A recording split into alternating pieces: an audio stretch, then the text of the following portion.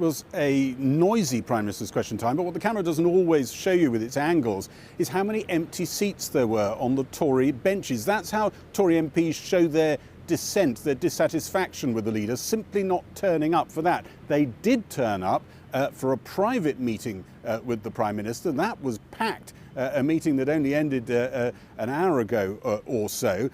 In that meeting, the Prime Minister was trying to soothe some of the furrowed brows there. He said that on this issue of outside jobs, he had on a clear road, in sunlight, taken his eye off the road, crashed the car into the ditch. The response in the room, I'm told, by MPs who've attended many of these over the years was muted, depressed and sullen. Many of them feel that what the Prime Minister has done in his latest wheeze, coming up with a very public attempt to change the rules for MPs, that is going to keep the focus on a subject that can only harm them.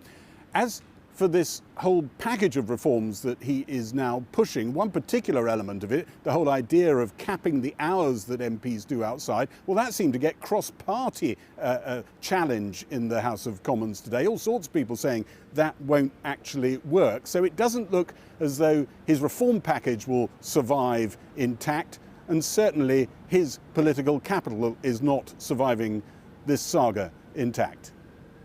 Prime Minister, sit down! Prime Minister, I'm not going to be challenged. You may be the Prime Minister of this country, but in this House, I'm in charge. Tempers and volume raised in the Commons at Question Time. The Prime Minister was trying to turn the focus onto Labour when his own judgment calls on sleaze were under the spotlight. The Prime Minister somehow expects us to believe that he's the man to clean up Westminster.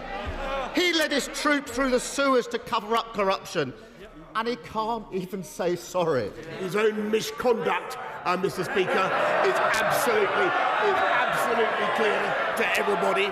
His own misconduct is absolutely clear. Boris Johnson again trying to turn the tables on the Labour leader over a dispute about whether he, as an MP, had pondered taking on a second job working for the law firm Mishcon de Reya.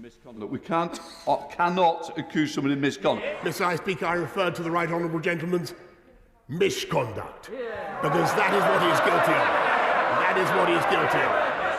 He was trying to cheer up the rattled troops behind him. Many of them hate the way Boris Johnson's now accusing some MPs of acting as hired guns, demanding a cap on the hours MPs work away from Parliament and banning MPs from taking work as paid political consultants. Later, giving evidence to a cross-party group, the Prime Minister was pressed on his very different stance only a fortnight ago, as he tried to defend one MP from punishment for breaching Commons rules. I do think it was a mistake. It was obviously mistaken. I've accepted that it was a mistake and that it was my mistake. I can now see that that was a mistake. Yes, I think it was a total mistake. Some MPs worry that proposed rule changes, like restricting the hours MPs work outside Parliament, don't seem thought through. This morning, touring the news studios, one Cabinet Minister proposed 3 different caps on second job hours. You do 8 to 10 hours work on something else. That would be, for me, that would be a perfectly reasonable balance. Doing 10 or 15 hours a week doing, something else. Are we saying 10 to 20 hours a week outside your work as an MP and a parliamentarian? If that's what you choose to do, is your choice. A coward, not a leader. Earlier, Keir Starmer also got a rebuke from the Speaker for his attack on the Prime Minister. Coward is not what is used in this House, and I'm sure that Leader of Opposition would withdraw it. I withdraw it. But he's no leader.